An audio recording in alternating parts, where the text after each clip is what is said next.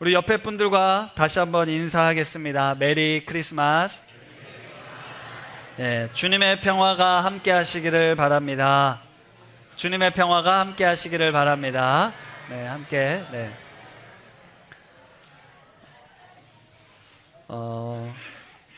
앞서 영상을 통해서 우리 아이들의 목소리로 구약에 이루신 약속의 말씀을 들었습니다. 구약 성경에는 오실 메시아에 대한 여러 예언들이 있었는데요, 예수님께서 이 땅에 오심으로 그 약속이 성취되었음을 우리는 믿습니다. 누가복음에는 천사가 목자들에게 나타나 이렇게 이야기를 합니다. 우리 같이 한번 읽어볼까요? 시작. 천사가 이르되 무서워하지 말라.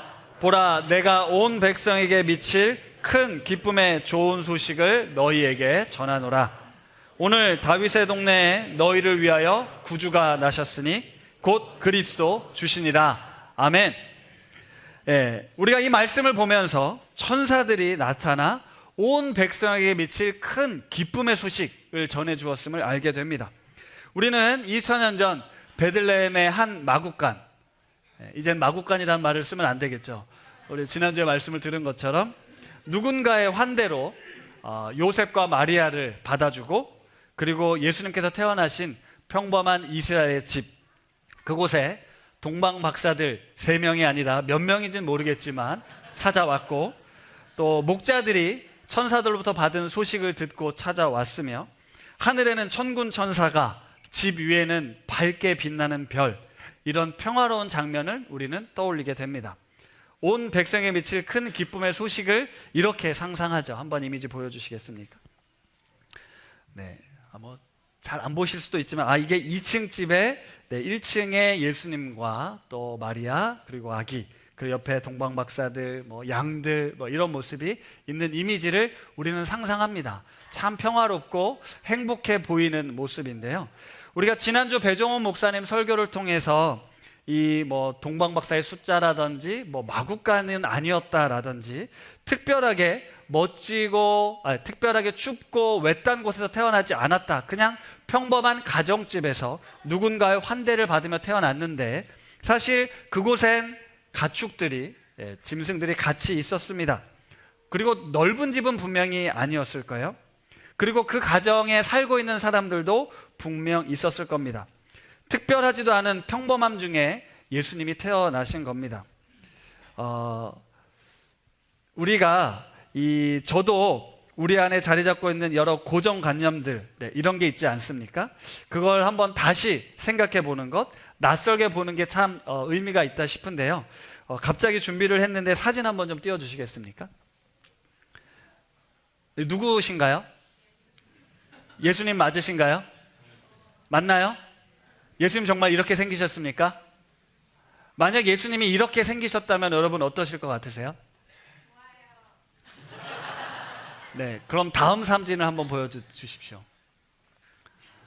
이게 당시 고고학적 발굴을 통해서 2000년 전 당시 이스라엘에 살고 있었던 평범한 사람의 이미지입니다.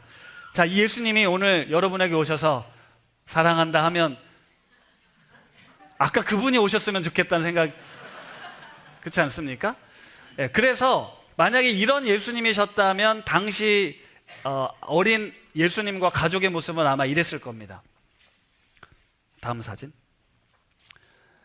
이게 평범한 당시 사람들의 모습이었을 것으로 추측을 합니다. 제가 이제 무슨 이야기를 드리고 싶으냐면, 우리가 예수님의 탄생을 축하하고 기뻐하고 있는 이 자리가 우리가 생각했을 때 이미지는 매우 평화롭고, 어떻게 보면 만군의 왕 하나님의 아들이 이 땅에 오셨기 때문에 우리가 기대하는 모습이 있습니다. 바라는 모습이 있죠. 그때는 이런 장면이었을 거야. 만약에 예수님이라면 이렇게 자애롭고 좀 잘생기고 또 인자하고 따뜻한 모습으로 우리에게 오셨을 거라고 우리는 생각한다라는 거죠. 우리가 예배를 드릴 때도 마찬가지입니다. 경건하고 거룩하다라고 생각하는 그 이미지가 있지만, 사실 예수님께서 이 땅에 오셨을 때 그 당시의 현장은 어쩌면 돗대기 시장이었을 수도 있다라는 거죠. 매우 평화롭게 그려지고 있지만 짐승들도 있고요, 목자들, 또 동방 박사들이 모여 정신이 없었을 수 있습니다. 우리는 이 시간 함께 예배하면서 먼저 좀 경건하게 거룩하게 주님의 오심을 기다릴 수 있지만, 조금은 비좁고 조금은 답답하고 조금 정신 없어도 우리 주님이 이 땅에 오심을 함께 축하하고, 그 자리에서 이 자리에 함께 하시는 우리를 위해 오신 예수님, 그분을 만나고 싶습니다. 어쨌든 그토록 고대하고 기다리고 기다렸던 메시아의 출생은 너무나 보잘것없고 초라했습니다. 잔치가 벌어진 것도 아니었습니다. 악단이 있었던 것도 아닙니다. 지금처럼 우리 많이 와서 예수님을 축하해주는 그런 자리 없었습니다. 썰렁하고 조용하고 하지만 뭔가 어수선한 그런 느낌이었을 수 있습니다. 하나님의 약속이 이루어졌지만, 솔직히 이 장면, 우리가 지금 평화로운 장면 말고 당시의 현실적인 장면을 생각해 보면 하나님의 약속이 성취된 게 맞나 싶은 생각을 할 수도 있었을 거라는 거예요. 분명 구약에 예언된 메시아는 대단한 분으로 묘사되어 있습니다. 지금 우리는 너무 당연하게 예수님을 만왕의 왕으로, 우리를 구원하시는 분으로 믿고 있으니까 우리는 거부감이 없지만, 사실 왕의 탄생치고는 너무 별 볼 일 없습니다. 이스라엘에 그토록 기다렸던 메시아는 로마 제국을 무너뜨리고 다윗과 같은 이스라엘의 강력한 나라를 만드는 것, 그것을 꿈꾸고 있었습니다. 예수님을 따랐던 제자들도 그런 꿈을 꾸고 있었어요. 요즘 아직도 왜 정통 유대인들이 예수님을 거부하고 여전히 오실 메시아를 기다리고 있습니까?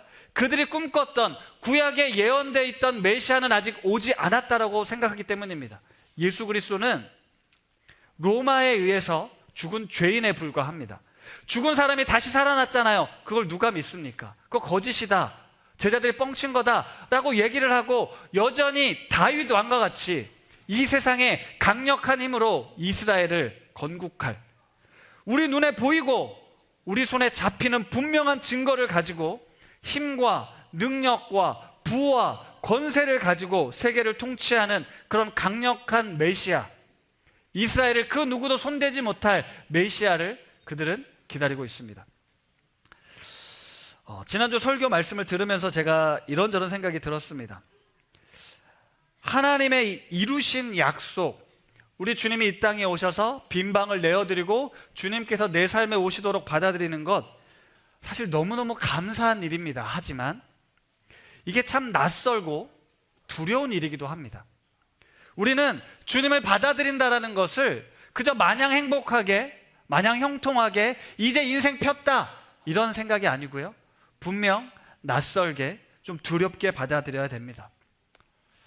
우리는 큰 기쁨의 소식이라는 이야기를 들을 때, 이제 드디어 내 인생 피겠구나, 드디어 나의 문제를 해결받을 수 있겠구나, 드디어 내가 바랬던 꿈을 이룰 수 있겠구나, 예수님을 내 삶의 주인으로 받아들이면 이제 결국 내 삶에 도움을 받을 수 있겠구나 라고 생각을 합니다. 우리가 예수님의 탄생을 자꾸 아름답게 상상하고 있는 것처럼 예수님이 이 땅에 오심이, 내가 그분을 믿게 됨이 우리의 인생을 아름답고 평화롭게 만들어줄 것으로 상상한다라는 겁니다. 하지만 실제 예수님이 오셨던 사건은 매우 불편한 일이었습니다. 아시는 것처럼 요셉과 마리아는 아직 결혼 전이었습니다. 남녀가 관계를 맺지 않았는데 성령으로 잉태되었다라고 말은 하지만 우리는 그것을 받아들이고 있지만 사실 받아들이기 힘든 문제입니다. 그런데 결혼도 하지 않은 두 사람에게 아기가 생겼다라는 건 주변 시선이 결코 곱지 않았을 겁니다. 당시 사회 문화적으로 이건 뭔가 문제가 있는 일이죠. 마리아는 어쩌면 돌에 맞아 죽을지도 모르는 그런 상황이었다라는 거예요.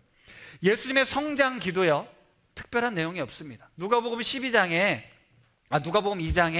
12살 되던 해 예수님이 성전에 올라갔던 그 사건 기록된 것 외에는 다른 복음서에도 아동기, 청소년기에 대한 예수님의 내용이 없습니다. 뭔가 특별하거나 특출나거나 대단한 그런 분은 아니었다라는 겁니다. 평범한 삶을 살았을 겁니다. 어쩌면 평범보다 조금 못하는 삶을 살았을 거예요. 요한복음 1장 46절에 이런 말씀이 있습니다. 나다나엘이 이르되 나사렛에서 무슨 선한 것이 날 수 있느냐? 빌립이 와서 이르되 와서 보라 하니라. 예수님이 공생의 사역을 등장했을 때 나다나엘이란 유명한 사람이 예수님이 나사렛 출신이라는 얘기만 듣고 나사렛에서 무슨 선한 것이 났냐, 그거는 봐도 뻔하다라고 무시했습니다. 예, 나사렛에서 태어나서 자란다라는 것, 그 동네가 좀 못 사는 사람들, 범죄자들, 이런 곳이었습니다. 그런 곳에서 살았던 사람이 뭐 얼마나 대단하겠냐, 이런 이야기를 들었다라는 거예요. 여러분, 무슨 이야기를 하시려는지 대충 감을 잡으실 겁니다. 우리는 하나님의 이루신 약속에 감사합니다. 그리고 이루어진 약속으로 예수님의 삶은 우리가 기대하고 생각했던 낭만적이고 화려하며 멋지고 능력 있는 모습이 아니었다라는 겁니다. 물론 공생애를 시작하시면서 병든 자를 고치고 귀신 들린 자를 내쫓고 오병이어의 기적을 베푸는 그런 장면들이 있어서 많은 사람들이 따랐다라고 기록하고 있지만, 그에 반해서 많은 사람들이 그를 죽이려 했습니다. 그런데 자신을 적대시했던 세력들을 예수님께서는 짓밟고 정복한 것이 아니라 그들의 손에 매우 힘없이 죽고 맙니다.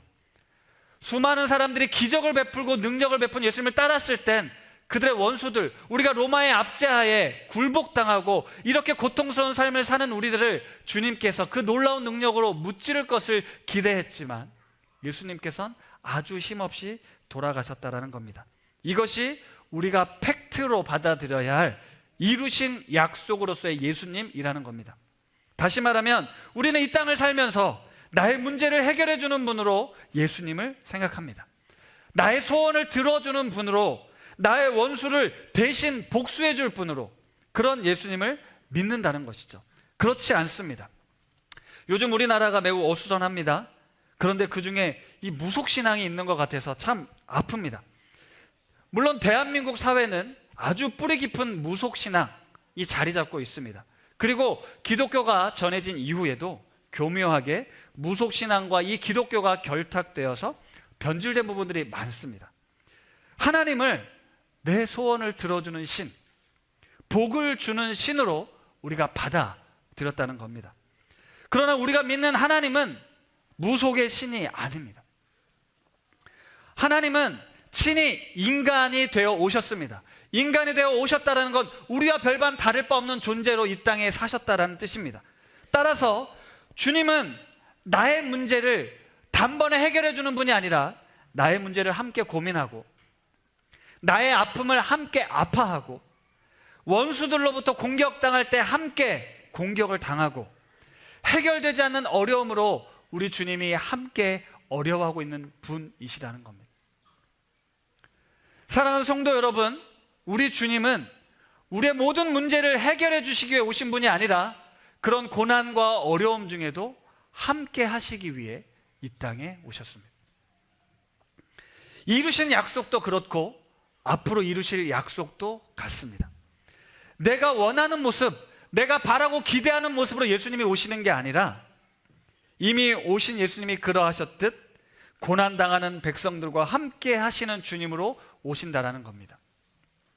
예수를 믿었다고 갑자기 부자가 되거나 고위 관직에 오르거나 기적을 베푸는 신비한 능력을 갖게 되었다거나 죽지 않고 오래오래 장수하게 되진 것이 아닙니다. 우리가 올해 고린도 교회, 데살로니가 교회 말씀을 살펴봤는데요, 그들이 초기 예수님을 믿고 난 그들의 삶은 이전과 이후가 현실적으로는 별반 달라지지 않았습니다. 그들의 현실은 여전히 가난했고 괴로웠습니다. 소망이 없는 것처럼 느껴졌습니다. 하지만 그들이 달라진 것은 예수 그리스도가 하나님의 아들이신 사는 사실을 믿게 되었을 때 내 처지와 내 현실은 그대로였지만 세상을 바라보는 눈이 바뀌었습니다.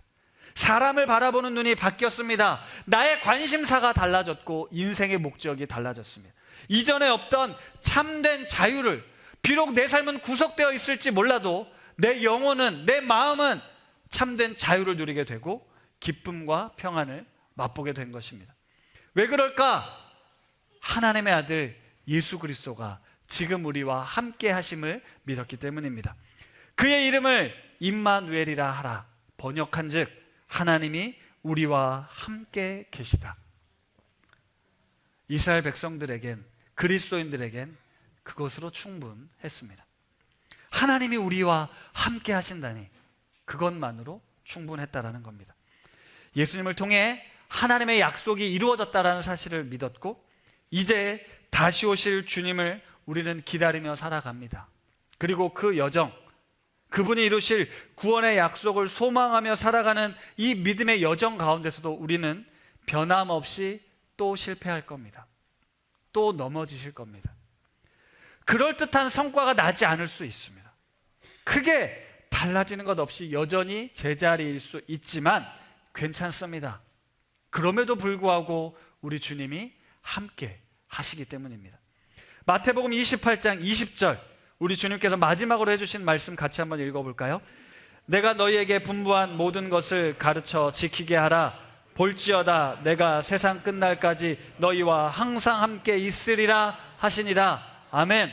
예수님을 믿고 따라라. 그분의 가르침에 순종하며 살아라. 왜냐? 내가 세상 끝날까지 너희와 항상 함께 할 것이기 때문에 라는 말씀이었습니다.